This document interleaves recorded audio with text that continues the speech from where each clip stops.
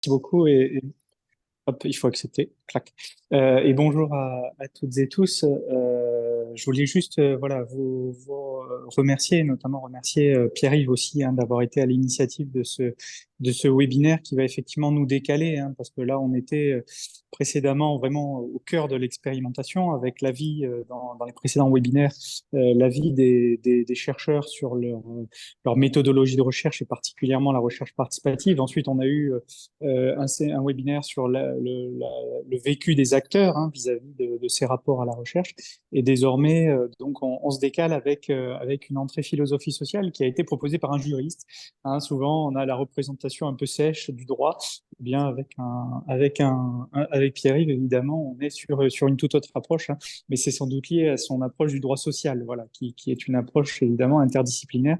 Donc, merci beaucoup à Pierre-Yves de cette proposition. Puis c'est pour moi l'occasion aussi de retrouver Guillaume Leblanc, qui est un ancien Bordelais, même s'il est à Paris maintenant, et qui effectivement est connu quand même, très connu pour tous ses travaux sur la philosophie sociale, la question de la vulnérabilité. Moi, j'ai en tête voilà, ses travaux à Bordeaux aussi sur tout cela, mais qu'il a largement actualisé depuis, en lien aussi avec les associations, souvent de solidarité. Et donc, je remercie vraiment Guillaume de s'être libéré pour venir un petit peu nous donner ses éclairages. Je pense d'ailleurs, moi, ça m'a donné l'idée, mais je le soumets là, mais on en reparlera, de faire quelque chose aussi autour de l'histoire. Je trouve que ce serait intéressant de revenir sur l'histoire du droit au travail, notamment de 1848. Il y aura sûrement des éclairages comme ça, interdisciplinaires, à avoir dans le cadre de nos webinaires, qui permettront de nourrir la réflexion collective. Mais en tout cas, pour aujourd'hui, c'est la philosophie qui est à l'honneur, et donc je vous remercie beaucoup.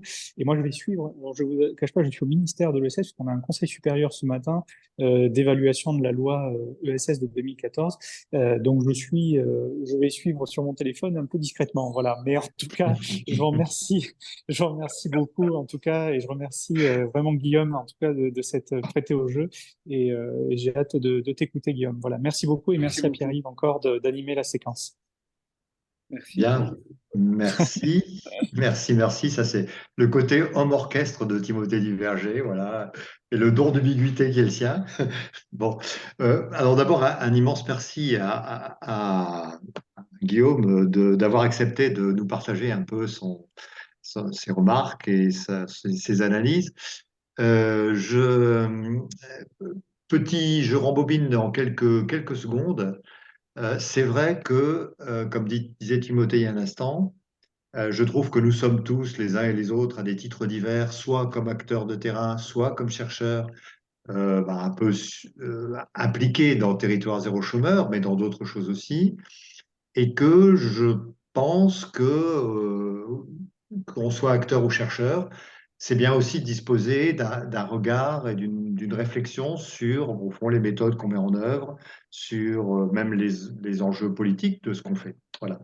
Et c'est vrai que j'avais avancé au mois de mai dernier cette idée, non mais ce serait quand même bien qu'on aille voir du côté de la philosophie sociale, pas pour faire de la philosophie sociale, on n'est pas forcément apte à faire ça, mais juste pour avoir ce regard, comme dit Timothée, un peu décalé. Bon, alors pour aller jusqu'au bout de la chose, j'avais repéré un certain nombre d'écrits, etc. Et j'avais croisé, évidemment, recroisé plus exactement des écrits que j'avais lus il y a plus longtemps sur la vulnérabilité, sur l'invisibilité sociale, voilà, de Guillaume Leblanc. Et j'avais glissé à Timothée, mais ce serait quand même pas mal que si on pouvait contacter Guillaume Leblanc, et il me dit, bah, en fait, voilà, j'ai le moyen de le contacter. Et puis, il y a moins de temps, je suis tombé sur un livre de Guillaume Leblanc. Alors, excusez-moi Guillaume, je vais le dire quand même parce que c'est quelque chose d'extraordinaire. L'insurrection des huit minuscules, ça, je vous le conseille à tous et toutes. Je l'ai relu deux fois et je trouve ce livre merveilleux. Bon, je vous le dis Merci. comme je le pense. Et alors, non, mais plus sérieusement, non, pas plus sérieusement, mais là maintenant, très concrètement, j'étais en train de lire La solidarité des éprouvés dont on m'avait parlé. Et j'ai appelé Timothée en disant, bon, voilà, il faut contacter Guillaume Leblanc. Moi, je n'ai pas les moyens de le contacter, mais de ce que j'ai lu dans La solidarité des éprouvés, me fait dire qu'il a des choses à nous dire, il aurait des choses à nous dire, sur ce qu'on essaie de faire les uns et les autres, soit sur les terrains, soit à l'université, soit dans les organismes de recherche, autour de l'avancée du droit à l'emploi et de la garantie d'emploi. Voilà. Donc voilà, et donc il a accepté, et voilà, qu'il en soit grandement remercié. Alors, ce que je vous propose de faire, avant de lui passer la parole, parce que c'est lui, là, pour le coup, qui va nous aider, je vous propose de procéder en deux temps. Hein, on a en définitive jusqu'à 12h30. Guillaume, c'est bien ça, hein, ce que vous m'aviez Oui. dit. Voilà. On a jusqu'à 12h30, donc c'est-à-dire 1h15. J'aimerais avoir deux temps dans notre journée. Premier temps, notre séquence. Premier temps, plutôt sur la philosophie sociale, comment vous la voyez, en quoi elle peut nous aider à nous qui sommes à des titres divers des acteurs en lien avec la question sociale et en lien avec la garantie d'emploi, avec l'emploi et sa garantie. Donc ça, c'est un premier temps. Et puis, peut-être toujours dans ce premier temps, quel regard vous pouvez porter sur la façon de travailler avec les personnes les plus précaires et les plus pauvres, c'est-à-dire celles quand même qui sont les personnes durablement privées d'emploi dont on parle et que nous rencontrons à des titres divers, hein, qu'on soit sur les territoires ou que l'on soit sociologue ou juriste ou économiste ou gestionnaire intéressé à ces questions. Donc, on pourrait faire ce premier temps-là, recueillir vos réactions. J'ai quelques questions plus précises que je vais vous poser. Peut-être ensuite prendre une séquence de questions. Alors à distance, là je vais avoir besoin de Victoria qui pourra relayer parce que c'est un peu compliqué de regarder en même temps le chat. Voilà, prendre des questions soit sur le chat, soit si vous le souhaitez vous exprimer, ben, vous pouvez le faire aussi, c'est ouvert. Je crois que c'est possible, hein, vous ouvrez votre micro et il n'y a pas de souci là-dessus, hein, Victoria, c'est bon? Bon, très bien. Donc voilà, première séquence. Et deuxième séquence, venir plus précisément sur l'expérimentation territoire zéro chômeur.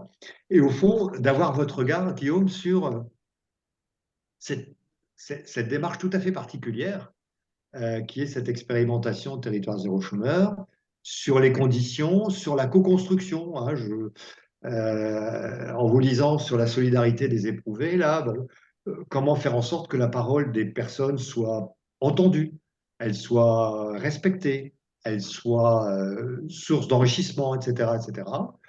Et puis peut-être aussi votre avis, toujours dans cette deuxième séquence, sur la question du travail aujourd'hui. Comment vous, en tant que philosophe, alors je ne sais pas si je vous rattache, oui, philosophe de la philosophie sociale, on va le dire comme ça, mais bon, je ne sais pas si ça a du sens, ma remarque. Mais en tout cas, quel est votre regard à vous sur la question du travail aujourd'hui, de l'accès et du retour au travail? Voilà, je vous proposerai deux séquences avec, et alors là, à la suite de la deuxième séquence, j'espère qu'on aura encore le temps aussi, pour prendre une deuxième vague de questions ou d'interrogations ou de prise de position. Voilà. Si ça vous va, si je ne vois pas de réaction très négative aux écrans que je vois, on pourrait peut-être partir sur cette base-là. Ça vous va? Oui, très bien. Ouais. Très bien. Alors allons-y. Donc, premier temps, je vais être un peu comptable du chronomètre quand même. Je vais garder un œil sur le chronomètre. Premier temps, Guillaume, est-ce que vous pourriez nous dire, parce que je pense qu'on n'a pas tous les mêmes expériences de ce point de vue-là, euh, qu'est-ce que c'est que la philosophie sociale déjà? Et quels sont les thèmes qui sont les siens aujourd'hui? D'où ça nous vient, cette histoire-là? Ouais. Ben, merci beaucoup Pierre-Yves pour toute la présentation et puis pour l'enthousiasme de l'invitation. Je suis très content de parler aujourd'hui. Ça a été un peu la gymnastique pour y arriver, mais bon, voilà, on y arrive, c'est super. Alors, sur cette question de la philosophie sociale, en fait, c'est vrai que c'est une expression qui s'est développée ces 20 dernières années à la suite de plusieurs ouvrages, notamment celui de Frank Fischbach, Manifeste pour une philosophie sociale. Il essayait de distinguer entre la philosophie sociale et la philosophie politique. Alors, il faut savoir que l'expression de philosophie sociale a quand même une histoire assez longue. Et curieusement, on la trouve quasiment pour la première fois sous la plume de Victor Hugo dans Les Misérables, puisque c'est lui qui forge l'idée à plusieurs reprises dans Les Misérables d'élaborer une philosophie sociale, c'est-à-dire pour désigner une pratique de la philosophie en prise avec la question sociale, en l'occurrence avec l'émergence ici d'une nouvelle forme de pauvreté, la fameuse distinction que Hugo fait au début des Misérables entre la souffrance qui est divine et qui ne peut pas être écartée, et la misère qui, elle, est humaine et qui doit être combattue. Pour combattre cette misère, il propose cette misère qui est en plus en cours de formation avec l'avènement du prolétariat industriel. Il propose l'expression de philosophie sociale.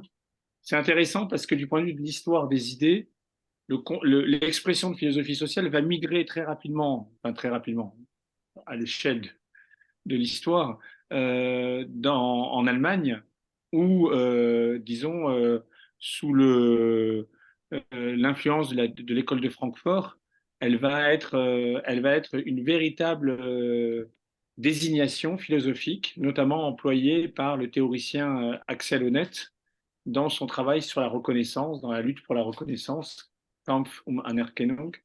Il forge le concept de philosophie sociale et il essaie de lui proposer une histoire qui remonterait à Hobbes, à Rousseau, en fait,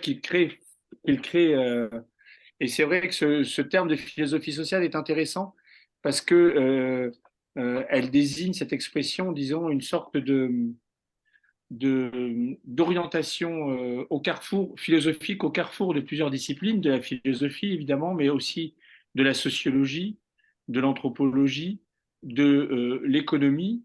Et c'est d'ailleurs dans ce sens-là que Axel Honneth, dans un article dans le milieu des années 90, il va faire date, va se proposer de définir la tradition de la philosophie sociale, puisant ses sources chez des auteurs aussi différents que Rousseau, Hegel, Marx, mais aussi Durkheim. Et alors là, il dit, je voudrais citer cette phrase d'Axel Honneth, c'est dans un texte qui s'intitule Les pathologies du social, on trouve ça dans La Société du mépris, le livre.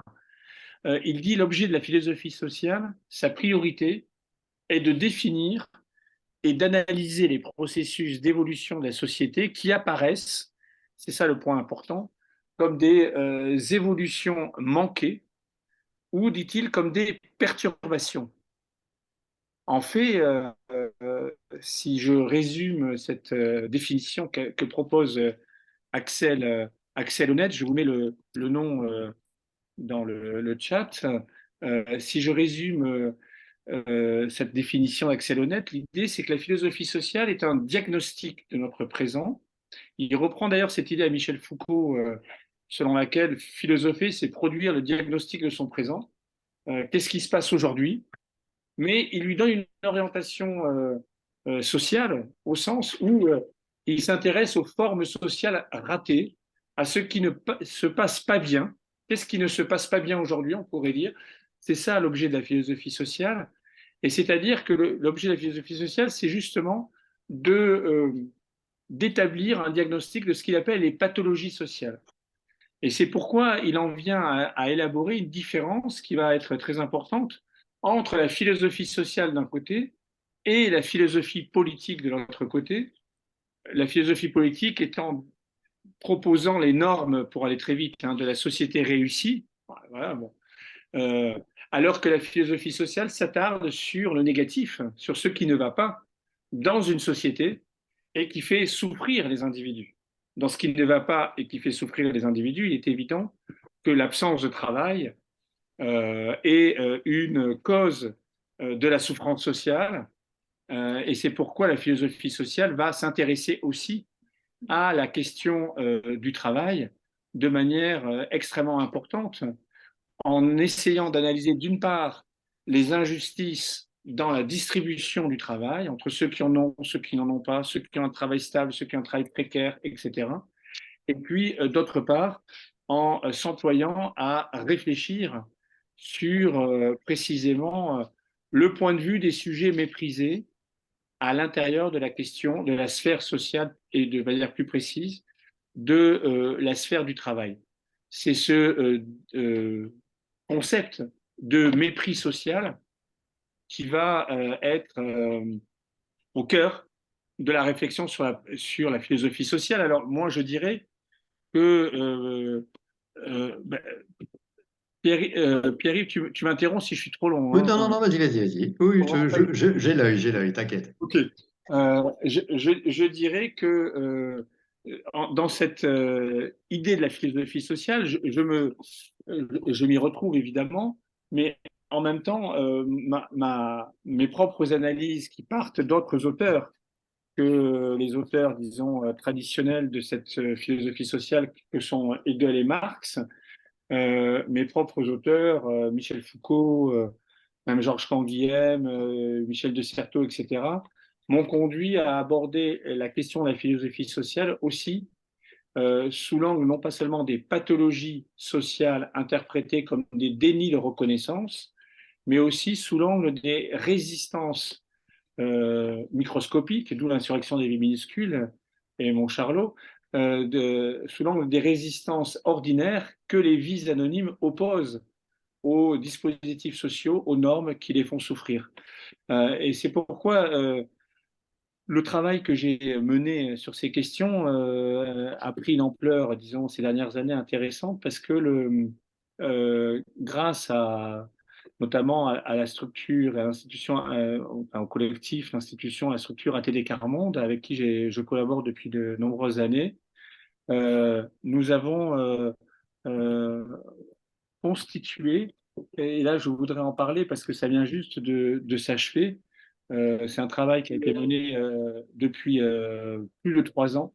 Nous avons élaboré un séminaire de philosophie sociale dont l'enjeu était de croiser les analyses, d'une part d'un certain nombre de philosophes, parmi lesquels bon, il y avait Emmanuel Renaud, moi-même, on était 4-5, d'autre part des militants d'ATD 40, c'est-à-dire des personnes qui, dans le vocabulaire d'ATD, vivent la grande exclusion et en même temps luttent contre elle en militant pour ATD Carmonde, et enfin des soutiens d'ATD Carmonde, qu'ils soient en France, en Angleterre, en Afrique. Et ce dispositif, nous l'avons mené pendant 3 ans avec l'idée, j'y reviendrai tout à l'heure dans la deuxième partie dans ta deuxième partie, avec l'idée qu'il n'y avait pas d'un côté la philosophie sociale des professionnels de la philosophie sociale, entre guillemets, et de l'autre côté, euh, ah ben, bravo pour la réactivité, Victoria, je suis impressionné. Et de l'autre côté, des personnes qui vivent la grande exclusion, etc., mais qu'il y avait, conformément à la philosophie de la télécommande, des savoirs à faire partager, des savoirs des uns qui ne sont pas les savoirs des autres, mais qui peuvent se croiser. Et c'est à partir de cette méthode du croisement des savoirs que nous avons vraiment élaboré une philosophie sociale commune, dont d'ailleurs ça pourrait être un objet pour vous de discussion pour le futur aussi, auquel je participerai vraiment très volontiers, dont d'ailleurs un petit texte de présentation très synthétique va sortir au bord de l'eau en octobre prochain, qui résume un peu toute l'entreprise du travail que l'on a fait autour de 3 grandes questions qui ont été identifiées avec et par les militants. La question des injustices liées au savoir, la question du recours au droit précisément, donc ça t'intéresserait directement, et la question justement des résistances. Alors je dis cela parce que pour moi, c'est une condition sine qua non du travail en philosophie sociale. C'est-à-dire je ne conçois pas un travail de philosophie sociale indépendamment des personnes qui éprouvent la question sociale dans leur propre chair, dans leur propre corps, dans leur propre précarisation, et philosopher d'une manière générique, pour moi, c'est philosopher avec et pas philosopher sur. Autrement dit, il me semble fondamental sur ces questions de pouvoir euh, prendre les pensées de celles et de ceux qui sont en première ligne concernés par ces questions sociales dans mon propre travail de philosophie sociale.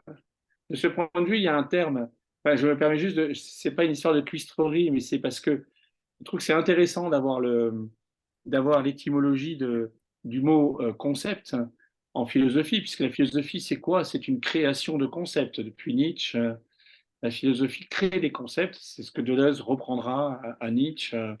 La philosophie, on la reconnaît au fait qu'elle est une discipline étrange qui consiste à créer des concepts, d'où le fait que souvent elle a un côté étrange, mais c'est son. Ce qui est intéressant dans le terme même de concept, si on prend le terme allemand de Begriff, qui renvoie au verbe begreifen, ça signifie se saisir d'une chose. Mais le Begriff, c'est une espèce de, on le sent dans le terme même, c'est une espèce de prise. On prend une chose, on la prend presque de force. Et c'est amusant parce que Kant, au XVIIIe siècle, dans la critique de la raison pure, a théorisé le concept et a défini le travail de la raison comme un travail de tribunal. Il a dit tout doit être soumis à la critique, y compris d'ailleurs la sainteté de la religion et la majesté de l'autorité politique et la majesté de la législation. Ça veut dire, en disant cette formule très forte, notre siècle est le siècle de la critique. Mais pour cela, il faut constituer un tribunal de la raison et les concepts vont aller prendre les choses de force. On l'a dans le terme de begreifen, on se saisit de force d'une chose. Et moi, j'aime à rappeler que le terme de concept vient du latin cum capere, qui veut dire prendre, oui, capere, mais en même temps accueillir, accueillir avec. Cum, le cum du concept n'a pas du tout la charge agressive du bœuf de Begriff. Il a une charge littéralement hospitalière. Proposer un concept, c'est certes prendre une expérience, mais avec cette expérience, c'est penser avec cette expérience. Et pour moi, ça, c'est la définition même de la philosophie. Penser avec, accueillir des expériences pour qu'elles transforment les idées que l'on a avant de se saisir et d'être concerné par ces expériences. Sinon, la pensée ne vaudrait rien si c'était une confirmation de ce que l'on pense déjà. La pensée doit se déprendre d'elle-même et elle ne peut se déprendre d'elle-même qu'avec les pensées des autres. Et pour moi, c'est cela ce qu'est la philosophie sociale. C'est la possibilité de proposer une évaluation critique du monde tel qu'il ne va pas, diagnostic de ce qui ne passe pas, de ce qui ne se passe pas bien aujourd'hui, mais depuis les voies celles et de ceux qui sont malmenés et dont d'ailleurs l'une des caractéristiques, on y reviendra tout à l'heure, que ces voix sont très souvent rendues inaudibles ou transformées, phagocytées par les structures auxquelles elles s'adressent. Voilà, c'est.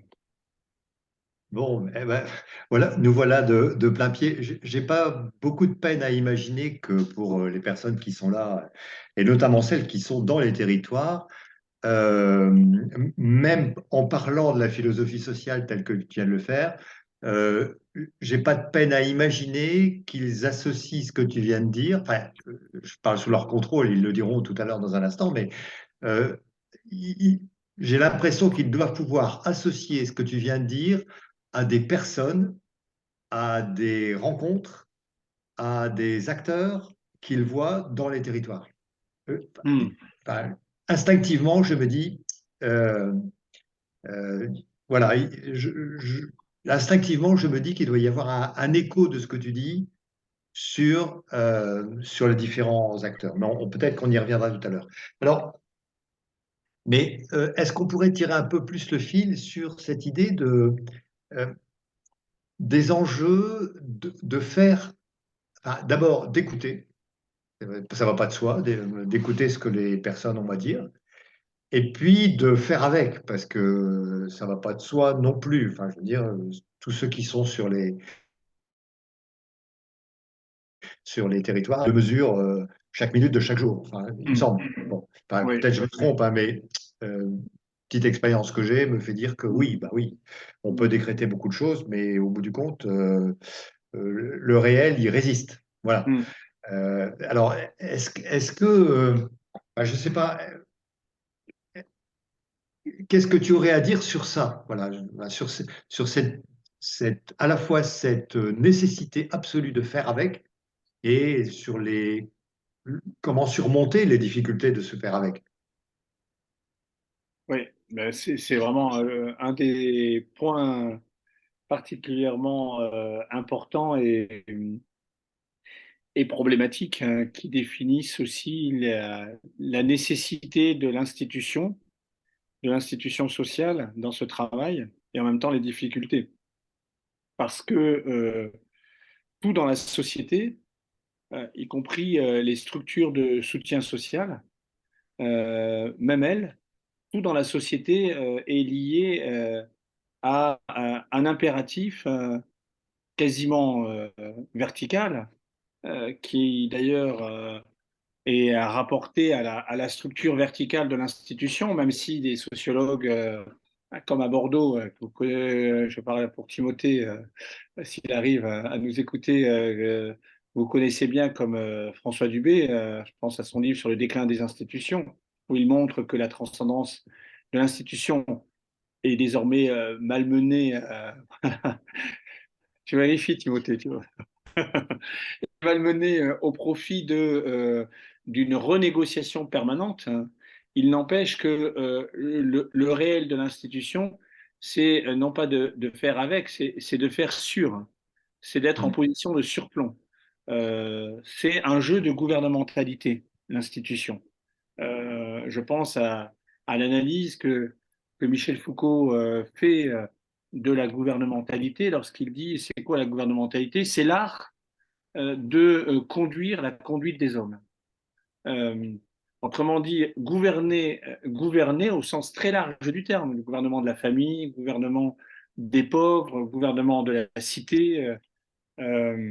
Gouverner, c'est arriver à conduire la conduite des autres, et c'est cette figure historique de la gouvernementalité que d'ailleurs Foucault analyse en montrant que le moment libéral, qu'il réfère forcément à la fin du XVIIIe siècle, va consister à essayer euh, de gouverner la conduite des hommes en présupposant leur propre liberté, c'est-à-dire en leur donnant la conviction qu'ils seraient libres d'agir autrement.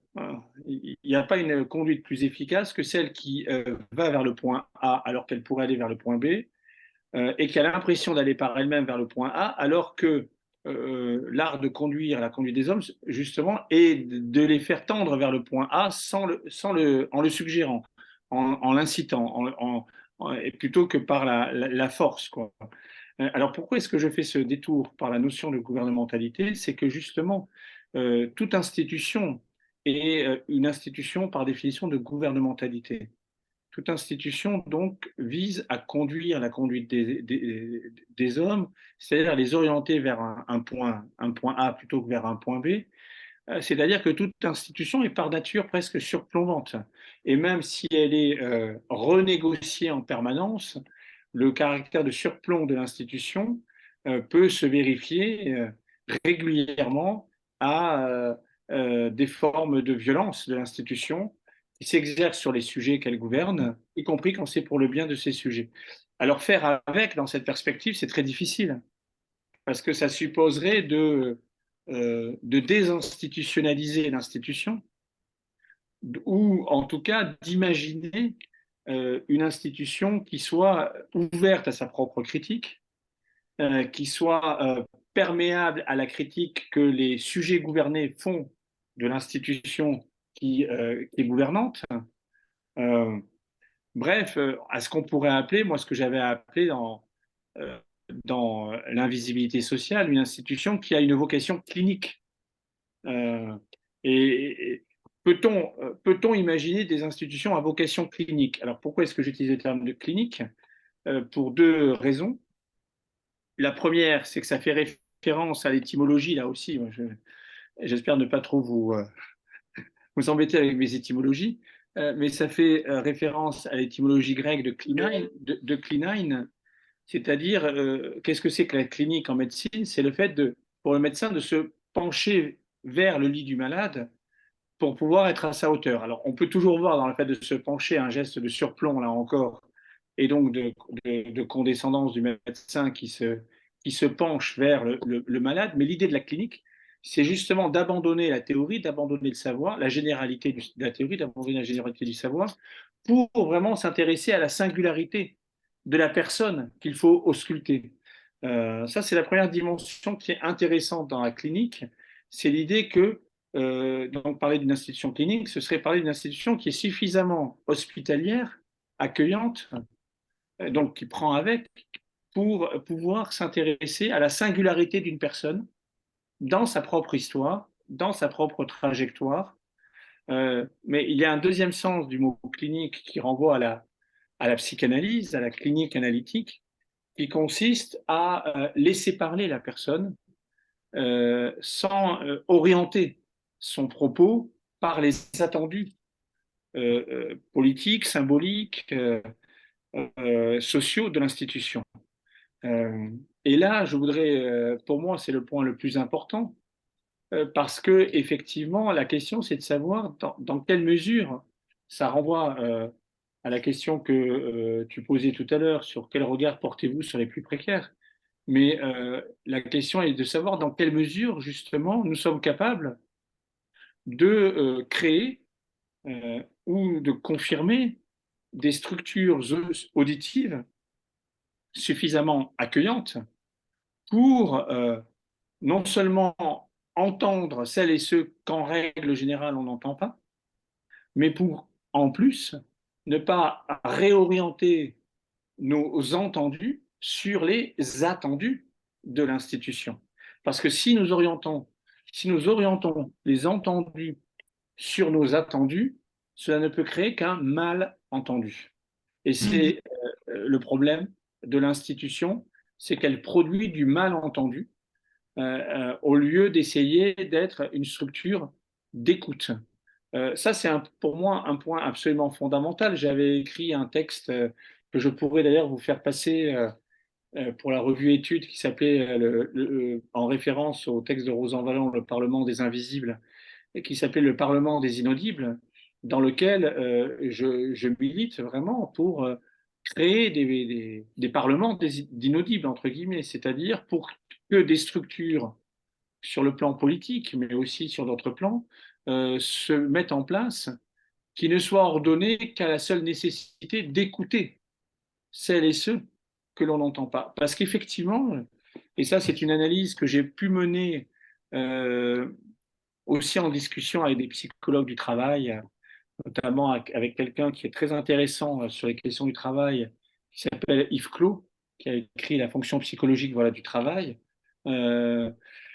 et qui insiste sur le fait que, curieusement, dans le monde social, les structures d'écoute ne cessent de se multiplier.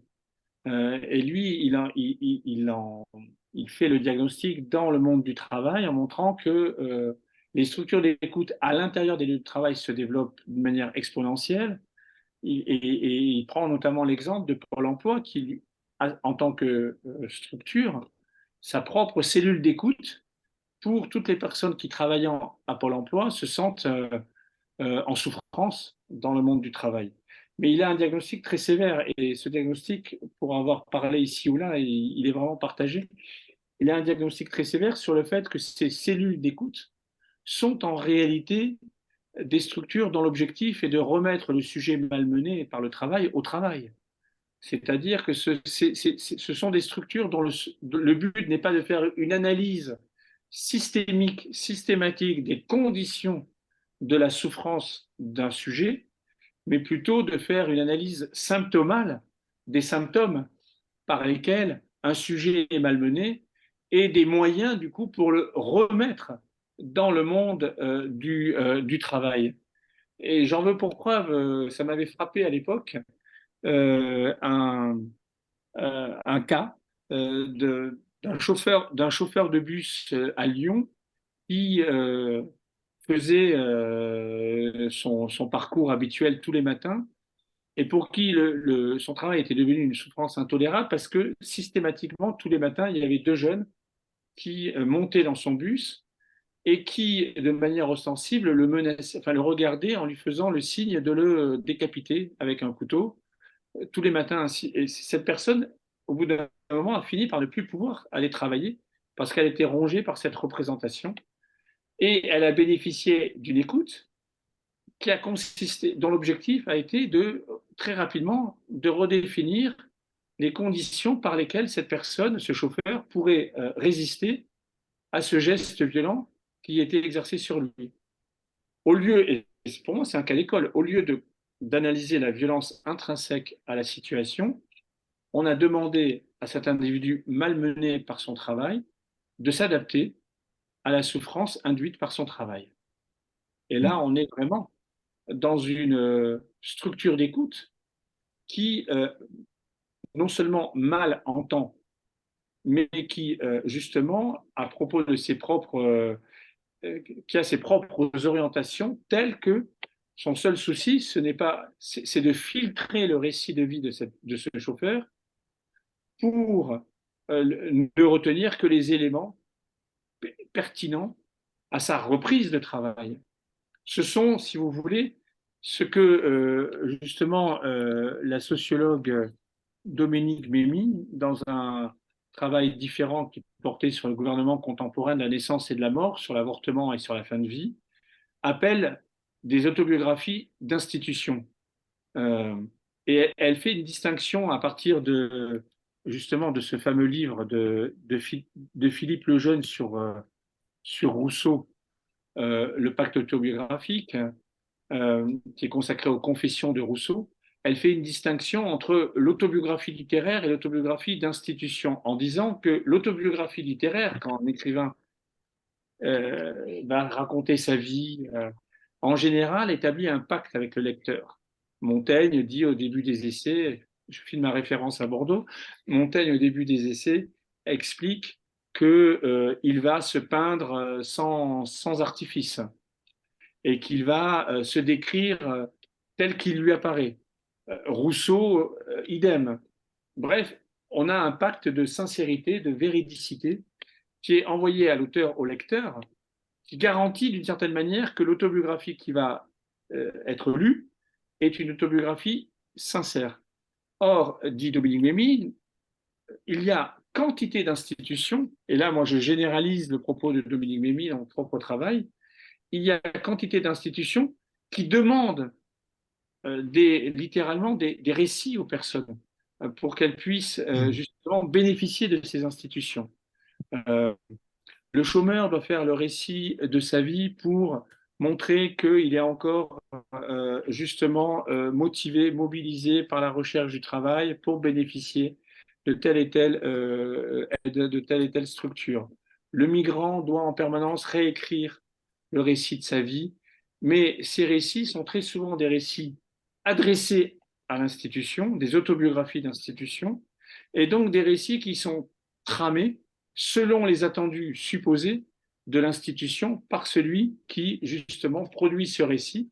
Et donc, en aucun cas, ce sont, si vous voulez, des récits qui conduisent à réfléchir sur ce qu'il y a de singulier dans une existence. Parce que l'institution, structurellement, n'étant pas une institution clinique, n'arrivant pas à être hospitalière, à faire avec, mais restant une institution de gouvernementalité, faisant sur plutôt qu'avec, ne permet pas l'émergence clinique de cette parole à laquelle, justement, je suis d'autant plus sensible que je me rends compte, pour avoir travaillé avec plusieurs associations, combien les conditions de son apparition sont précieuses.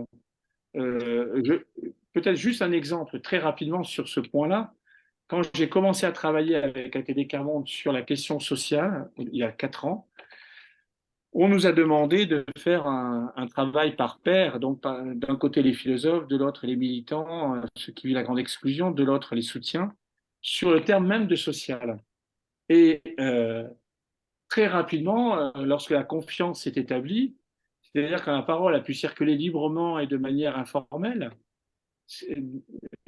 quand ce n'était pas une autobiographie d'institution, justement, les militants ont défini le social par le travail social, le travail de contrôle, de flicage, et par le fait que eux, ils associaient les travailleurs sociaux à des individus qui risquaient de venir à tout moment leur prendre leur enfant. Alors, cette parole-là, qu'est-ce qu'on en fait? Est-ce qu'on est capable de l'entendre?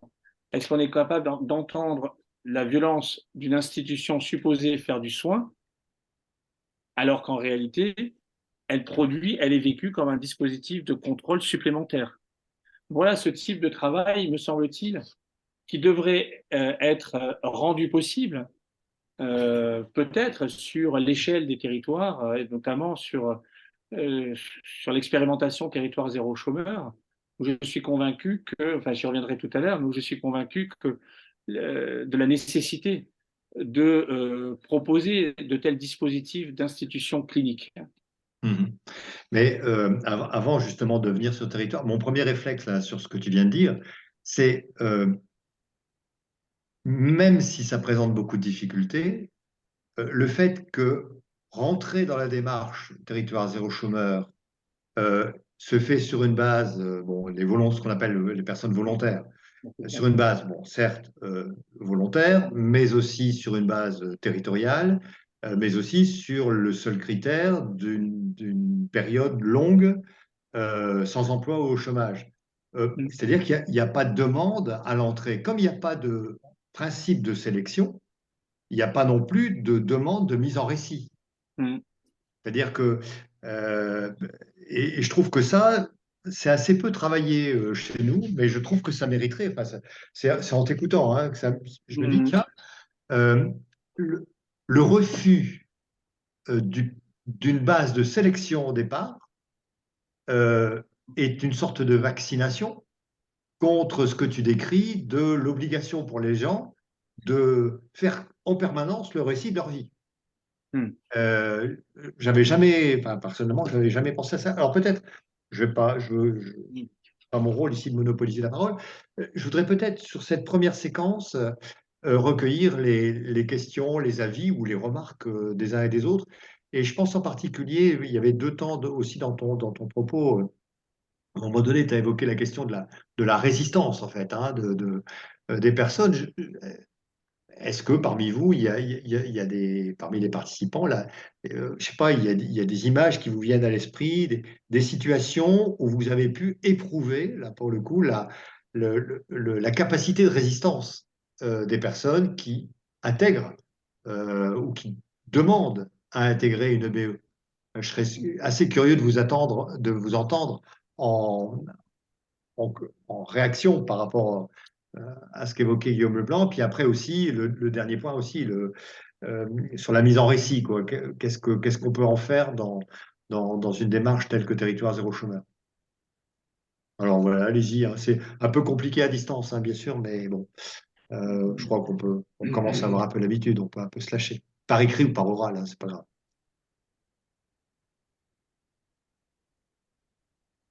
Alors je regarde s'il y a des mains qui se lèvent. Ah oui, je peux y aller, Daniel Guillou. Oui, bonjour à tous.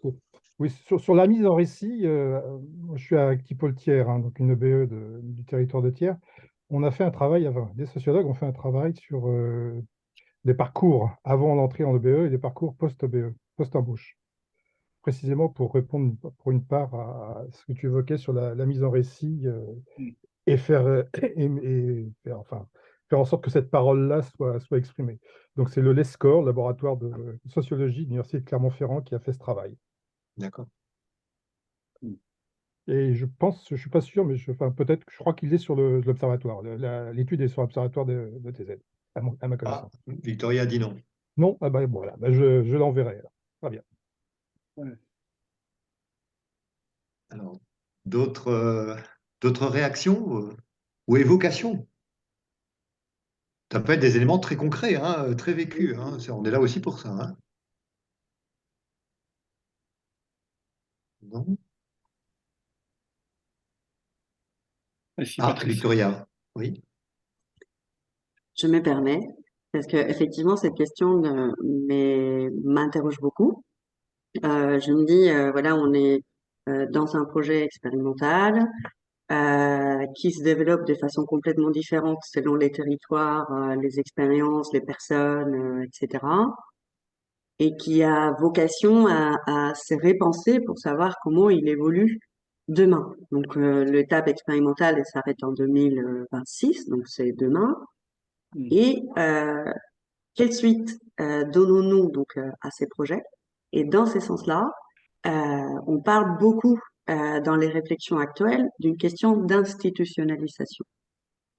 Et donc, dans ces sens, cette question d'institutionnalisation, vue au regard de ce que vous venez de présenter, interroge sur la façon de comment construire une solution qui ne viendrait pas dans cette logique d'une institution complètement fermée, sourde et aveugle, à une institutionnalisation d'un projet qui a toujours été pensé, co-construit dans le collectif avec des personnes, pour que ce soit une solution, comme vous dites, hospitalière demain, et que cet caractère important pour nous, parce que c'est l'ADN du projet, ne part pas dans la rigidité de cette notion d'institutionnalisation évoquée.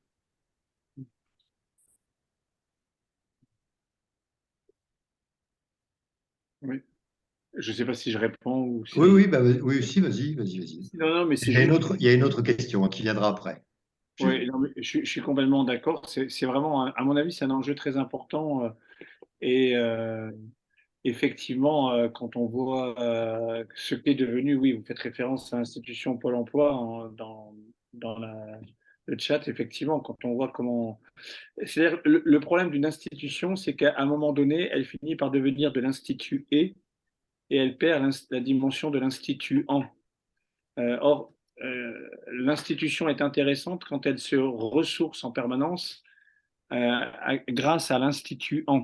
Alors forcément, il y a une tentation dans certaines logiques politiques ou radicales de se débarrasser de l'institution parce qu'elle est disciplinaire, parce qu'elle est au fond normalisatrice. Mais je pense que c'est une lecture trop courte qui nécessite de comprendre que les désirs de vie des personnes, toujours, sont une forme, enfin, débouchent sur de l'institution, sur de l'instituant. Et donc, la question de l'institution, c'est de faire avec cet instituant-là plutôt qu'avec l'institué. Pour cela, je me dis qu'il y a deux conditions, mais là, je fais juste, je les suggère, la dimension clinique dont j'ai parlé, hospitalière, accueillante, et aussi une deuxième dimension qui serait la dimension critique. Une institution, pour exister, doit sans cesse se critiquer elle-même, doit pouvoir justement être... elle doit pouvoir se soigner, elle doit toujours considérer que l'institution produit de la pathologie. Ça, c'est quand même la grande leçon de l'antipsychiatrie, dont on oublie que c'est un travail, que ça a été une vraie tentative pour élaborer des institutions qui, parce qu'elles produisent de la pathologie, doivent se soigner elles-mêmes. Parce que la grandeur de l'antipsychiatrie, c'était justement de dire que le soin des malades ne pouvait exister que s'il y avait dans le même temps un soin adressé à l'institution qui prend soin des malades. Parce que l'institution, structurellement, produit des formes de pathologie. Et donc, elle ne peut exister, elle ne peut prendre soin, elle ne peut accueillir, elle ne peut être clinique que si elle se soigne elle-même, c'est-à-dire que si elle élabore la critique de sa propre violence. Mmh. Bah, là, je trouve que ce que tu viens de dire, l'alerte, elle est majeure sur la question de l'institutionnalisation, qui va être sur la table dans les mois et les années à venir, en tout cas dans les mois à venir. Il me semble qu'il faudra que toute personne qui s'intéressera à l'institutionnalisation devra se souvenir de ce que tu viens de dire. Moi, ça me... voilà, je dis juste ça. Je crois qu'il y avait une question de Patricia, peut-être, si tu veux bien. Je suis donc chef de projet sur la ville d'Épinay-sous-Sénart en Essonne et je rebondis sur cette notion d'hospitalité rattachée au projet TZ. Moi, c'est quelque chose que... Et là, avec moi, il y a 2 volontaires engagés qui sont à mes côtés hein, et qui suivent ce webinaire. Et cette question de l'hospitalité, moi, c'est vraiment quelque chose que je trouve merveilleuse dans le projet. Je trouve qu'on la vit vraiment dans les critères de sélection qui sont des critères ouverts et qui ne sont pas des critères institutionnalisés. Et je trouve aussi qu'on la vit beaucoup et que le projet lui laisse la place au travers du temps de construction que nous avons aussi pour mettre en œuvre le projet sur notre territoire, le temps où chaque... On n'entend plus là. Comment dire, le sujet institutionnel qu'on peut lui faire porter dans la plupart de nos activités extérieures au projet. Et je trouve aussi que le projet laisse le temps à Pôle emploi et laisse l'espace à nos collègues de Pôle emploi d'être autre chose que ce qu'ils sont traditionnellement. Voilà, c'est un petit peu ce qui me venait à l'esprit, pardon, suite aux échanges précédents. Est-ce que vous diriez que c'est contagieux, que quelque part la démarche aurait quelque chose de contagieux? Ben là, je peux peut-être laisser la parole. Oui, ben, il y a des oui qui se font au niveau des visages des volontaires engagés à mes côtés. Ouais, vraiment contagieux, c'est contagieux, mais pas du tout pathologique, au contraire. Non. Merci. Guillaume, tu veux réagir? Non, je suis très content effectivement de cette réflexion. Donc, très bien. Alors là, est-ce qu'il y a peut-être d'autres réactions, même pas des questions forcément, hein, simplement réactions à partir de vos expériences respectives, qu'elles soient de chercheurs ou qu'elles soient d'acteurs sur les territoires? Ce serait intéressant. Non. Ça viendra peut-être après ou demain. Donc, je pense qu'on peut essayer aussi, Victoria, je ne sais pas comment on peut faire techniquement, mais si à l'issue de cette séquence, somme toute assez courte, il y avait des questions qui montaient, qui te remontent, je crois qu'on peut te les envoyer, non? Oui, bien sûr.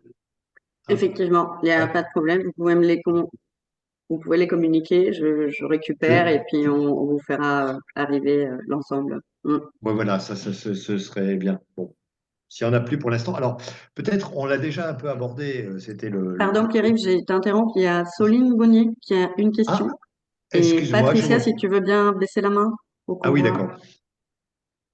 Soline, voilà, très bien. Vas-y, Soline, voilà. Avec le micro.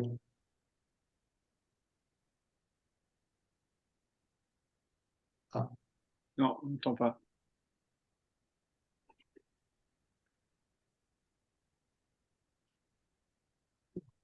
faut peut-être ouvrir ton micro. Ben, il est ouvert là. Peut-être le casque. Ah, c'est peut-être le casque. Quand Si c'est un c'est. changement de source, si tu vas sur les petits micros, là, il faut choisir la bonne Ah oui. source de sortie, d'entrée, vu que tu n'as plus tes casques. Et donc, on fait un dernier test. Et sinon, je te propose de envoyer par écrit la question Si c'est une question. ou le partage par écrit. Ah.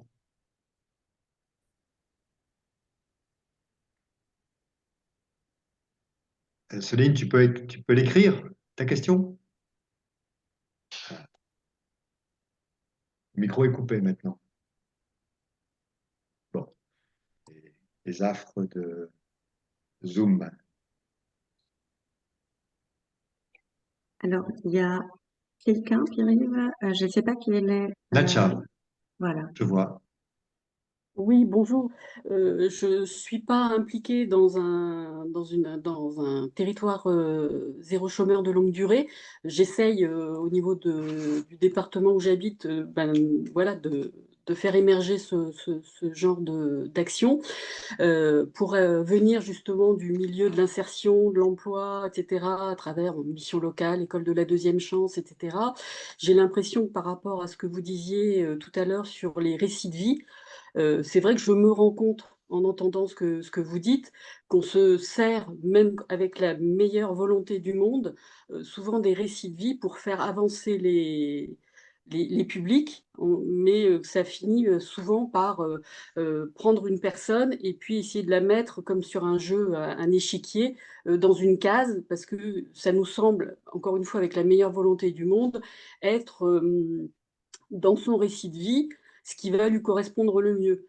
Et j'ai l'impression, en ayant justement essayé d'étudier ce que vous proposez au niveau des territoires, qu'un des garde-fous, enfin en tout cas moi de l'extérieur c'est ce qu'il me semble, c'est les fameuses 3 questions que vous posez aux personnes. C'est toujours très difficile, même pour les personnes, les publics accueillis, de dire, ben, c'est pour ça qu'après, on force un petit peu peut-être à aller dans telle ou telle direction, mais de dire, qu'est-ce qui me motive, moi, à l'heure d'aujourd'hui, avec je sais pas, l'éloignement de l'emploi, la difficulté d'insertion, toutes les rebuffades qui ont pu être prises en compte, de dire, moi, à ce moment-là, ben voilà, vos 3 questions, c'est qu'est-ce que je veux faire, de quoi j'ai envie, euh, et puis aussi qu'est-ce que je sais faire.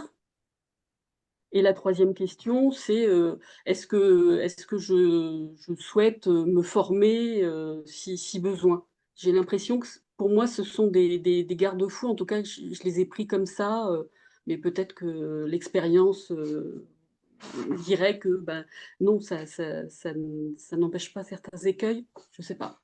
Mhm. Mm. Guillaume? Non, mais là, effectivement, je souscris aussi à l'analyse hein, sur les écueils et le risque de faire à la place au lieu de faire avec précisément. Mhm. Est-ce que ça rencontre un écho chez nos participants des différents territoires, ce qui vient d'être dit, et la réponse, enfin la réponse, la réaction?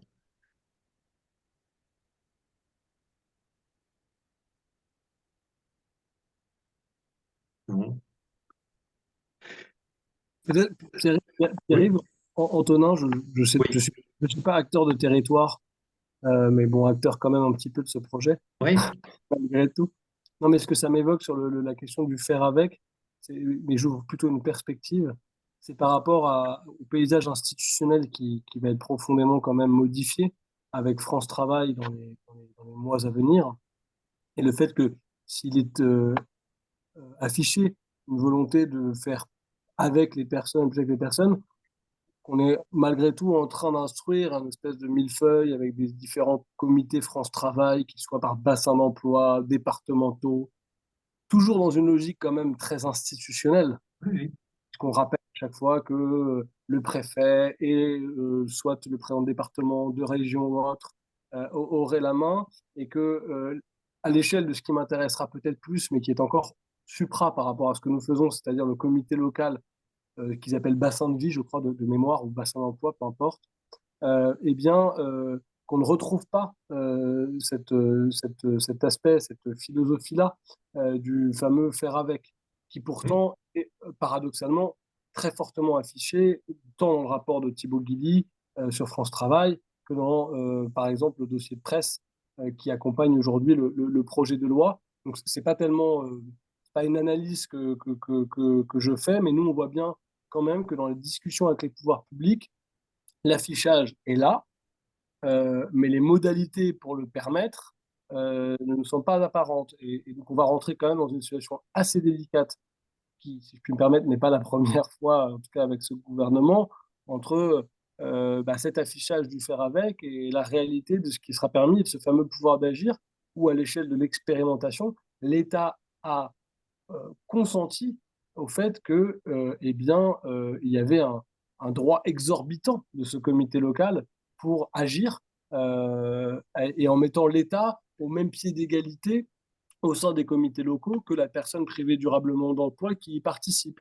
Et on voit bien qu'aujourd'hui, on n'a pas réussi à faire transpirer jusque-là et on peut quand même avoir quelques inquiétudes sur les expérimentations France Travail / RSA qui recouvreront des bassins de vie, donc France Travail, en même temps qu'il y aura peut-être en leur sein des expérimentations territoire zéro chômeur. J'ai par exemple en tête Pipriac-Saint-Ganton en Ille-et-Vilaine qui est dans ce recoupement-là.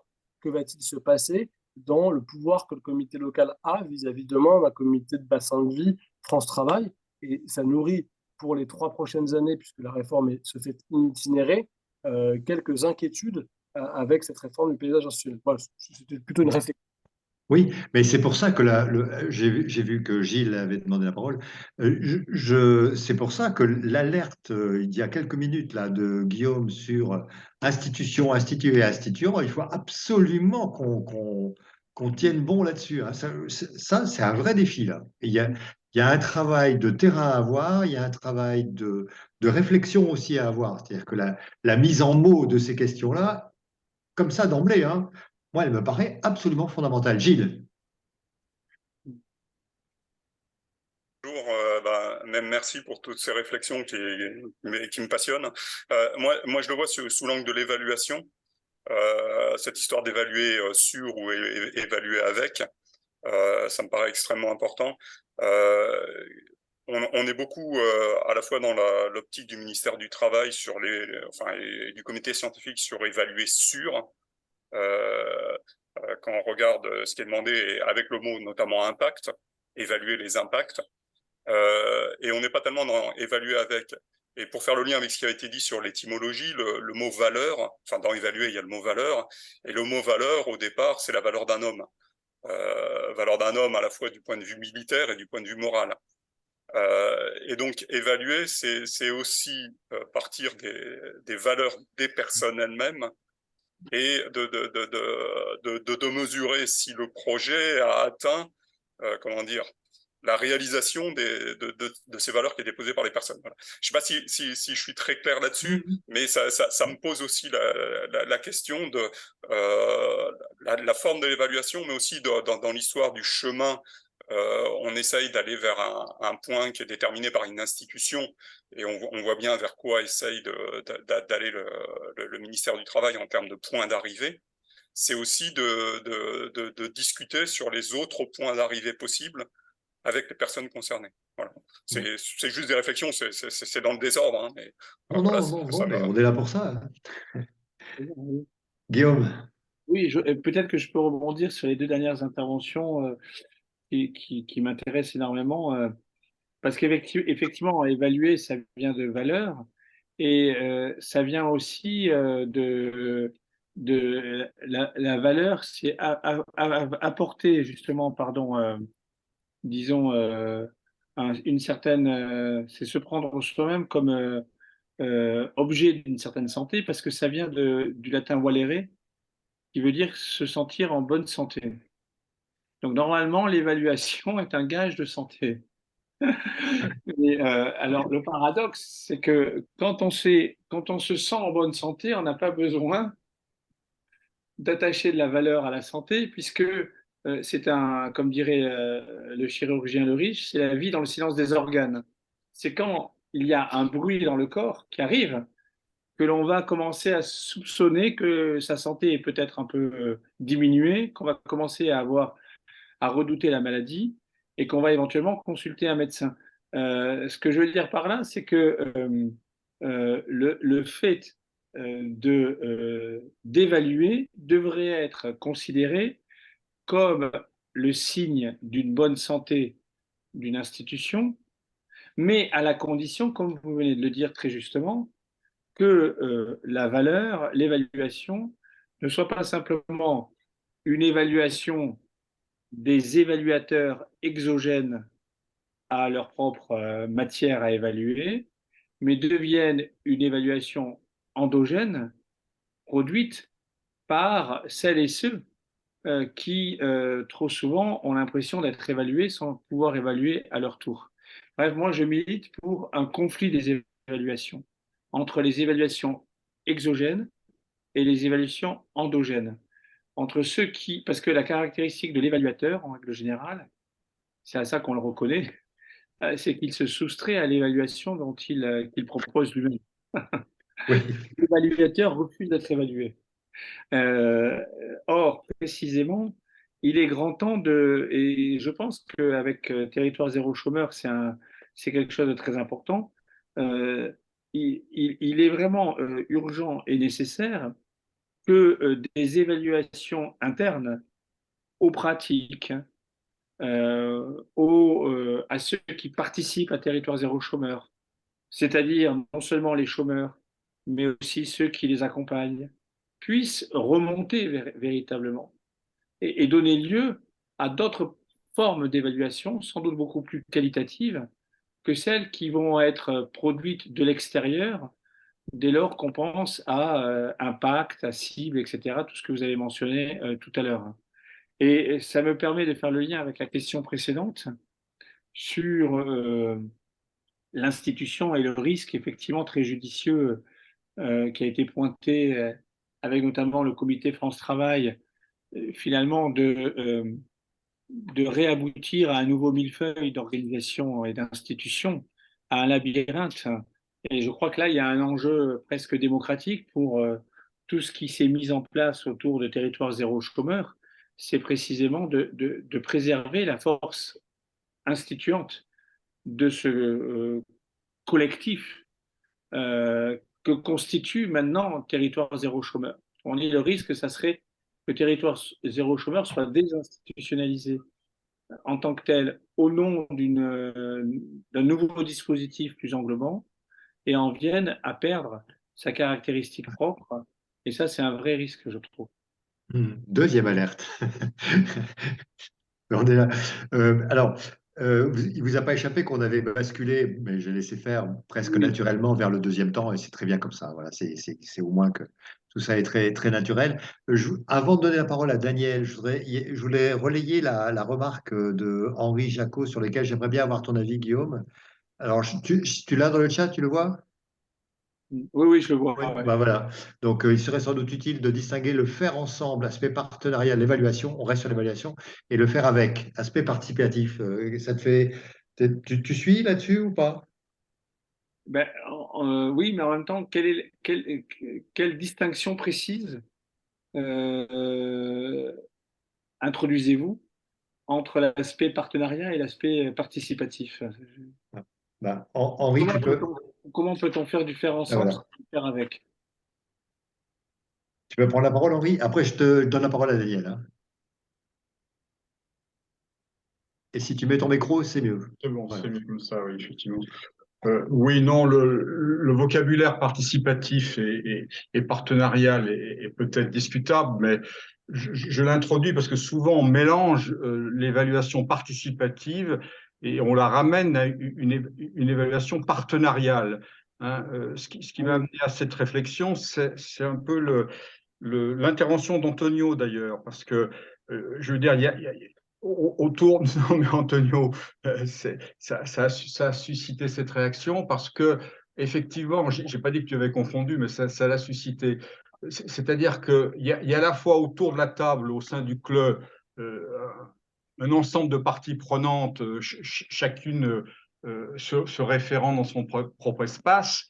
Et en évaluation, bon, on a le cercle des opérateurs et puis on a aussi les volontaires engagés qui sont quand même d'une autre nature. Et le rapport qu'on a à faire entre les opérateurs et les différentes parties prenantes, opérateurs et les volontaires engagés, bénéficiaires avec trois paires de guillemets, sont deux questions qu'il faut distinguer, qu'il faut articuler. C'est un peu ce que je voulais dire. D'accord. Après, chacun a ses propres vocabulaires, mais en tout cas, merci Guillaume Leblanc. J'aurais d'autres questions, mais je ne vais pas les poser hein, sur la reconnaissance, sur voilà. Mais Si, bah attends, vas-y. C'est honnête, mais Daniel, voilà, peut-être d'abord, et après je te redonne la parole. Si tu veux les poser, on est là pour ça, hein. On a encore oui, non, mais OK. Hein. Daniel. Oui, merci. Oui, sur le conflit des évaluations, on est tout à fait d'accord, mais on a déjà vécu ça. Oui, bien sûr. On a vécu Bien sûr. on a vécu ce conflit d'évaluation dans la première phase d'expérimentation. Le problème, c'est qu'il n'y a pas d'instance de régulation, de conciliation des évaluations au bout du compte. Et au fond, la question qui se pose, c'est est-ce qu'on a tous, notamment au sein du club, mais pas seulement au sein du club, parce qu'on est face à une gouvernance polycentrique là. Hein. Bien On sûr, a bien effectivement sûr. le club, on a l'EBE ou les EBE quand il y en a plusieurs, Tout à et fait. on a le niveau national avec le fonds expérimentation et l'État, Tout à fait. voire les départements d'une certaine manière qui ont leur logique Voilà. propre. Au niveau Donc on a une maison gouvernance aussi. polycentrique là. Et tous ces trois pôles de gouvernance n'ont pas forcément la même conception du projet. Et notamment, par rapport au sujet qui nous intéresse aujourd'hui, la notion de ce que c'est que l'effectivité du droit à l'emploi. Rendre effectif ce droit, c'est-à-dire le aller vers, et pas seulement l'aller vers pour faire parler les gens comme vous l'avez exposé, leur donner les conditions de cette parole, de libération de cette parole, mais surtout pour les faire comprendre, et c'est les deux conditions de non-recours qui sont évoquées par Philippe Varin, les premières, hein, la non-information et la non-réception d'informations, voilà. Et tout le monde n'a pas dans les territoires ou entre ces trois pôles polycentriques la même conception de l'objectif principal du projet, c'est-à-dire l'effectivité. Non pas le droit à l'emploi, mais l'effectivité, rendre effectif. Et de ce fait-là, effectivement, quand on fait des évaluations, suivant on évalue pour, on évalue avec, on n'a pas forcément le même résultat. Et ce n'est pas tout ce qui explique le conflit des évaluations de la première phase, mais pour une part, en tout cas de mon point de vue d'un territoire, je pense qu'il y a une partie du conflit qui est donc, quel est l'objectif de l'expérimentation et quel est l'objectif du projet. Sur l'expérimentation, il y a une version qui est quels sont les territoires qui peuvent résoudre les problèmes qui sont posés dans les conditions exogènes, notamment économiques, qui sont données. Et l'autre version d'expérimentation, c'est de dire quelles sont les conditions dans lesquelles cette effectivité du droit à l'emploi peut être résolue dans tous les territoires, ce qui n'est pas tout à fait la même chose. Voyez. Et là, quand on n'a pas résolu ce dilemme-là, ce double dilemme, effectivement, on peut avoir un conflit d'évaluation, mais qui ne débouche sur rien, parce que, in fine, c'est toujours l'Allemagne qui gagne, quoi. Oui. Enfin, c'était valable il y a quelques temps, ça. Hein. C'est plus valable maintenant. Tu veux réagir, Guillaume? Non, en fait, je voudrais aller, mais ça me donne l'occasion de le faire, vers ce qui me semble être très intéressant dans l'expérimentation territoire zéro chômeur, c'est le fait qui est rappelé qu'à l'échelle d'un territoire, personne ne doit être considéré comme inemployable et que tous les chômeurs qui le désirent ont un droit à l'emploi, au fond. Cette question, là, je voudrais juste mettre l'accent sur un point qui me semble extrêmement intéressant et en même temps poser forcément un problème, comme tout ce qui est intéressant d'ailleurs, c'est cette référence aux chômeurs qui le désirent. Alors, on a vu jusqu'à présent dans ce dialogue d'aujourd'hui l'aspect positif de ce désir, c'est qu'effectivement, il permet, en repartant du désir de quelqu'un, de court-circuiter tous les attendus de gouvernementalité, de Pôle emploi, etc., de redonner sens à la parole instituante, à la narration instituante d'une personne, qui du coup peut d'autant plus suivre au fond sa propre trajectoire de retour vers l'emploi qu'elle en manifeste le désir. Maintenant, et qu'il y a donc comme ça, ça a été dit à l'instant, un réquisite de participation qui est fondamental. Maintenant, forcément, dès qu'on mobilise ce vocabulaire de la participation, du désir des individus, d'être voilà, d'être au cœur de leur propre parcours, etc., on voit très clairement que le risque est de créer une nouvelle fracture entre ce que je pourrais appeler des super chômeurs qui vraiment désirent s'inscrire dans cette expérimentation, et puis d'autres personnes, les chômeurs, je dirais, habituels, qui vivent leur embarquement fastidieux dans les dispositifs de Pôle emploi, voire dans des dispositifs comme le RSA, etc., comme une sorte d'entrée dans un labyrinthe tel que des fois, la tentation de ne pas recourir au droit, et ça, c'était vraiment apparu dans notre séminaire d'ATD, devient extrêmement puissante. Et je m'en étais rendu compte aussi à une autre échelle quand j'avais fait un travail de terrain de philosophie sociale dans le nord de la France, à Outreau, où j'avais euh, vécu en 3 mois de philosophie avec les habitants de la ville, et où on avait construit une réflexion sur la participation des habitants. Là, c'était à l'occasion de leur participation à un centre culturel et social, et où il apparaissait qu'effectivement, c'était toujours les mêmes un peu citoyens qui se mobilisaient dans des formats de participation parce qu'ils se sentaient autorisés à le faire, rendant encore plus invisible et inaudible de facto toutes celles et tous ceux qui ne se sentaient pas autorisés à participer et donc pouvaient vivre ce désir de participation des autres comme une violence supplémentaire qui leur était faite. Et donc je voudrais alerter ici sur le fait que, effectivement, autant ça me semble extrêmement important que Territoire Zéro Chômeur parte des chômeurs qui le désirent, autant ça ne doit pas occulter toute une réflexion à mener sur toutes celles et tous ceux qui vivent ce désir des autres comme une forme potentielle de violence supplémentaire à leurs propres conditions de chômage, justement. Je ne sais pas si je suis clair dans mon analyse, mais ça me semble être un point très important. Si. Moi, ça me paraît, oui, enfin, personnellement, ça me paraît très clair. Peut-être que si l'un ou l'une d'entre vous, après, le temps passe vite, malheureusement, mais voulez réagir sur ce que tu viens de dire. Enfin, en gros, quelque part, l'importance mise au volontariat peut avoir un effet pervers de renvoyer à leur invisibilité ceux qui, pour des raisons très concrètes, voilà. Exactement. Est-ce que ça évoque quelque chose pour l'une ou l'autre d'entre vous, ou l'un ou l'autre d'entre vous? Non. En tout cas, oui, Daniel? Oui, c'est l'ambiguïté du terme d'engagement qu'on utilise souvent dans l'expérimentation. L'engagement qui traduit le volontariat à la fois et qui traduit aussi un engagement au sein du collectif, quoi. Et on voit bien qu'il a un double sens qui peut effectivement pris dans un sens positif, mais aussi dans un sens négatif. Bah, si vous ne voulez pas vous engager, bah, vous n'avez pas le droit, quoi. Et effectivement, et on sait que cet engagement, ce n'est pas qu'une condition simple à résoudre. Il y a énormément de l'emploi, il y a tout un tas de freins à l'emploi et puis de freins sociaux, effectivement, comme ça a été évoqué, qui montrent ça. D'ailleurs, un territoire avait utilisé le terme de proposant à un moment donné pour voilà, des gens qui avaient une proposition de co-construction d'une activité, parce que c'est en général lié au fait, bon, c'est moins valable dans maintenant, mais en tout cas pour les pionniers d'expérimentation, il y avait une co-construction et activité qui était à la base.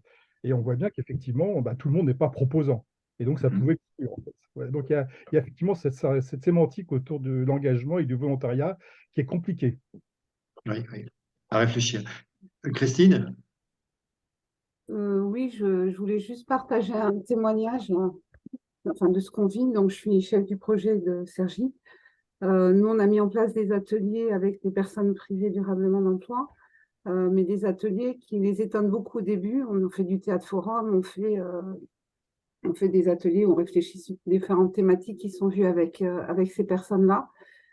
Et comment dire, j'ai l'impression que toute nouvelle personne qui arrive, bon, découvre tout ça, trouve ça vachement bien, et après, il y a un temps de retrait pour tester, pour voir, un peu comme pour tester, pour savoir s'ils sont vraiment volontaires, s'il ne va pas y avoir des mesures de rétorsion comme avec le RSA ou avec Pôle emploi sur l'allocation chômage. Et ils semblent vraiment retrouver une sorte de liberté et de dignité quand ils se rendent compte que oui, ils ont vraiment la liberté de venir ou pas venir, il n'y aura pas de rétorsion. C'est leur emploi, c'est eux qui vont faire pour avancer. Et si ce qu'on propose ne leur convient pas, ils ont le droit de ne pas venir. Et de la même façon, si ce qu'on propose ne leur convient pas, on discute pour voir qu'est-ce qui leur conviendrait, qu'est-ce qu'ils souhaiteraient. Se préparer à retrouver, enfin, faire un retour à l'emploi, que ce soit dans le sein de l'EBE ou ailleurs.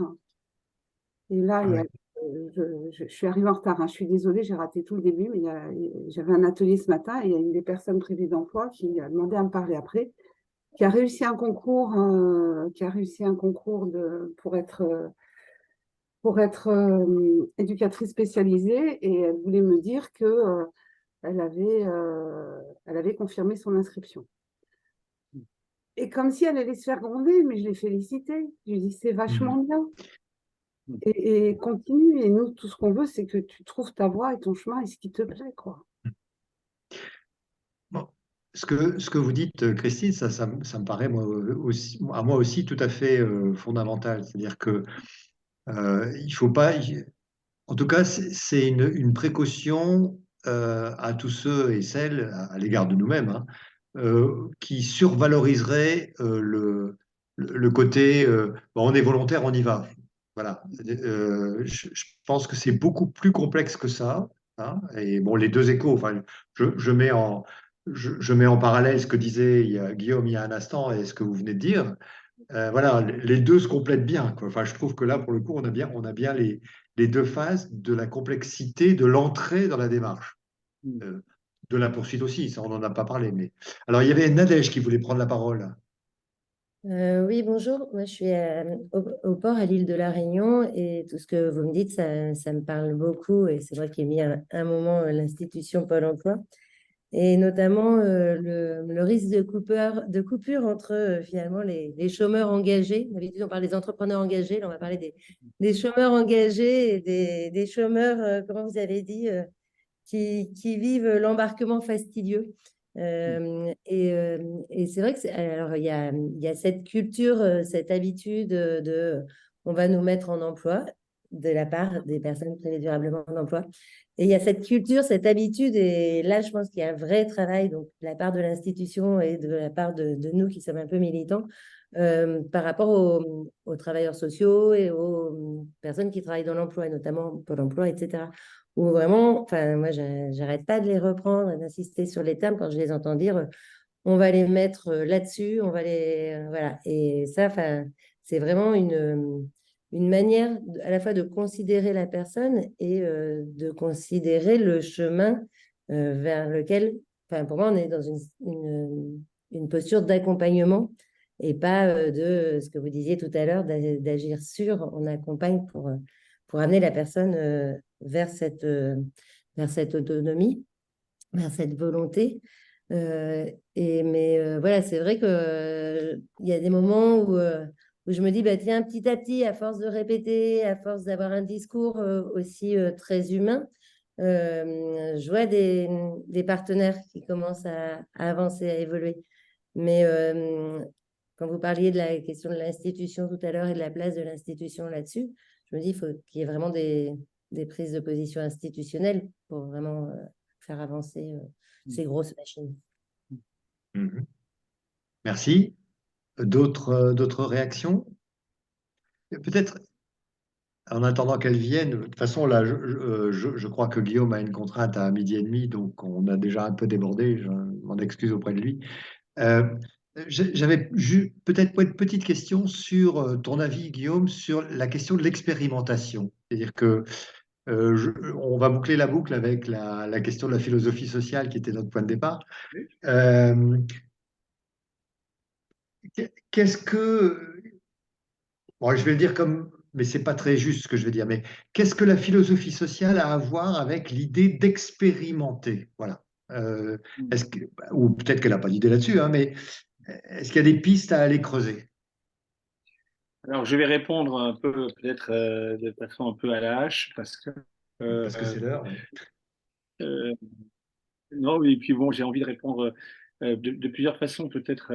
Je dirais d'abord que moi, je suis vraiment enfin, je me situe dans une orientation philosophique qui a été celle ouverte par ce philosophe des normes qui est Georges Canguilhem, qui était le directeur de thèse de Michel Foucault, voilà, et qui avait écrit un grand livre sur de philosophie de la vie, de la médecine normale et pathologique, et qui, en 1966, a proposé de nouvelles réflexions sur la direction du social, dans lesquels il dit à peu près ceci, que autant dans un corps, il y a une régulation qui va de soi organique, même si la pathologie révèle que bon, il y a une précarité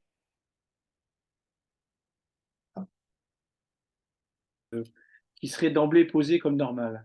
Et donc la caractéristique d'une société, c'est d'être à la recherche de ces normes en permanence, et donc d'inventer en permanence ses propres normes. Autrement dit, dès qu'une société se réduit à ce qu'elle estime être du normal, elle devient proprement pathologique. L'expérimentation est donc la condition, la clé d'une société en bonne santé. Parce que c'est le désir de renouveler les normes. C'est le désir non pas de répéter, mais de renouveler. C'est le désir d'inventer. Et si on prend l'histoire des sociétés comme une histoire des inventions, compris sur le plan social, on verra que l'expérimentation joue, à des degrés divers, un rôle absolument central. Donc je pense que la philosophie sociale doit accompagner ces expérimentations, doit les accueillir, les analyser et en faire la lecture la plus hospitalière possible, parce que c'est sous cette condition que quelque chose de l'avenir de nos propres normes va pouvoir être élaboré. Ça, c'est ma première réponse. Et par rapport à ça, ce que je voudrais dire pour conclure, c'est que ce qui me semble très intéressant, justement, dans Territoire zéro chômeur, dans l'expérimentation, c'est cette référence centrale au territoire. C'est-à-dire que dans Territoire zéro chômeur, il y a territoire. Et territoire, ça signifie quand même aborder la question du travail à partir d'un territoire, c'est aussi dépersonnaliser la question du travail, c'est faire en sorte qu'on aborde la question du travail sur le plan d'un équilibre macro-local et non plus sur le plan d'une injonction qui est faite à un individu de devoir travailler. Et ça, je pense que c'est très important parce qu'aujourd'hui, il y a une histoire qui continue à s'amplifier de l'injonction faite à une personne de devoir travailler, sinon rien ne va. Et donc, avec du coup les corollaires de prendre tel travail et de ne pas avoir le choix, etc. Et il me semble que aborder la question du travail sous l'angle des territoires, c'est quand même contribuer à dépersonnaliser et à défaire un peu cette injonction qui pèse sur les individus pour montrer comment, sur une échelle plus vaste que la seule référence à un individu, pour montrer comment, sur une échelle plus vaste, une santé supplémentaire du territoire est accordée par la capacité de redistribuer du travail à tout le monde.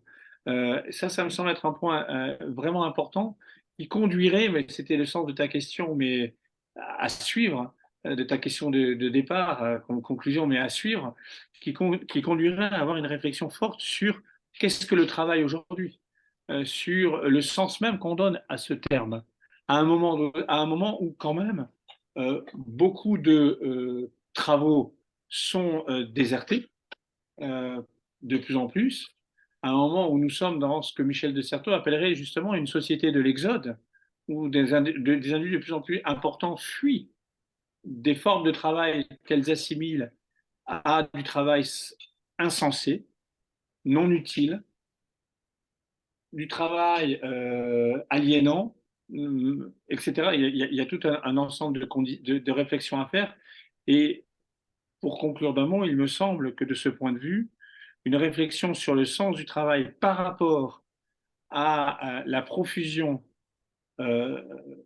souvent invisibilisée des activités que propose chacun et chacune, y compris et surtout peut-être celles et ceux qui sont au chômage et qui sont loin d'être inactifs, alors même qu'ils sont sans travail, entre guillemets. Il me semble qu'une réflexion sur l'activité, sur le concept même d'activité, devrait redevenir centrale. Elle avait été posée en son temps par André Gortz en particulier, qui avait proposé de revenir à l'activité plutôt qu'au travail. Et je crois que du coup, le cadrage, et je conclue là-dessus, mais le cadrage qui a été qui définissait le préambule de la Constitution de 1946, qui disait chacun a le devoir de travailler et d'obtenir un emploi, je pense que ce cadrage aujourd'hui est en crise. Parce que signifie ce devoir de travailler? Qui en formule l'exigence? Peut-être faudrait-il réélaborer ce préambule de la Constitution de 1946 en proposant une réflexion renouvelée sur toutes les activités qui ne sont pas du travail et qui, du coup, réinscrivent des sujets qui sont en apparence sans travail dans un ensemble d'activités d'autant plus grandes alors qu'elles sont invisibilisées. Merci beaucoup. En fait, voilà, c'est la conclusion. En tout cas, merci à toi pour ce super séminaire. Je vais repasser juste une seconde la parole. On te libère, Guillaume, parce que je sais Non, que mais tu... merci beaucoup. Vraiment, En tout cas, c'était vraiment, je pense me faire l'interprète de tout le monde. Merci, merci beaucoup pour tous ces éclairages. À refaire, on verra, on en parlera avec Victoria et Timothée. Victoria, je te repasse la parole pour clôturer si tu veux bien. En tout cas, merci à tous d'avoir été là et remercie à Guillaume. Exactement, donc merci à toutes et tous. Il y a un petit message aussi des Timothée pour remercier Monsieur Leblond d'avoir accepté l'invitation et de participer à cette réflexion passionnante qu'en effet met en question des principes assez forts du projet et qui vont justement nous mettre dans une réflexion différente. Ça ouvre une autre perspective qui est encore plus importante que celle qu'on avait prévue. Donc, merci beaucoup. Et juste vous dire que l'enregistrement sera disponible sur le site de TZ, de la page de l'Observatoire. Revenir sur Daniel Guillou a partagé la publication dont il a fait mention des travaux qui ont été faits à Thiers. Désolée, je ne les fais pas tous en tête et donc effectivement, il avait déjà été renseigné sur l'Observatoire. Et puis, vous rappelez qu'il y a un prochain webinaire qui sera en novembre. Donc, on reviendra vers vous pour s'informer. Cette fois-ci sur une autre question qui interroge le projet, c'est celle de le droit à l'emploi et la transition écologique. Donc, encore un vaste programme qui nous attend. Donc voilà, merci Monsieur Leblanc, merci Pierre-Yves d'avoir accepté aussi de faire l'animation et le cadrage de ce webinaire. Et merci à toutes et tous d'avoir participé et d'être là jusqu'au bout. Merci vraiment à Timothée et à Pierre-Yves pour m'avoir invité et donné l'occasion de vous parler, d'échanger avec vous. Merci. Merci. Voilà, merci beaucoup, Guillaume. Au revoir. Bonne journée. Bonne journée. Au revoir. Au revoir. Bonne journée.